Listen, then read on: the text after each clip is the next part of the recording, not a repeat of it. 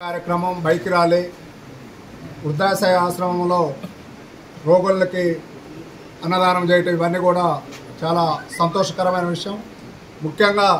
సీనన్ అంటే ఈ ఉమ్మడి ఖమ్మం జిల్లాలో బడుగు బలహీన వర్గాలకి పేద ప్రజలకి ఎంతో సేవ చేసే వ్యక్తిగా పేరుగాంచి ఈరోజు రెవెన్యూ శాఖ మంత్రిగా కాంగ్రెస్ పార్టీ ప్రజాపాలన ప్రభుత్వంలో రెవెన్యూ మంత్రిగా ఉండి ఎంతోమంది పేదవారికి ఇల్లు ఇవ్వటంలో కానీ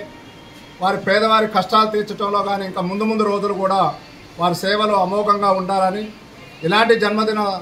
జన్మదినాలు ఎన్నో జరుపుకొని పేద ప్రజలకే వారి జీవితం అంకితంగా వారు ఉండాలని భావిస్తూ భద్రాచలం ఎమ్మెల్యే తెల్ల వెంకట్రావు గారి ఆధ్వర్యంలో ఈరోజు మేమందరం కూడా ఈ పట్టణంలో వివిధ కార్యక్రమాలు చేయడానికి టీపీసీసీ జనరల్ సెక్రటరీగా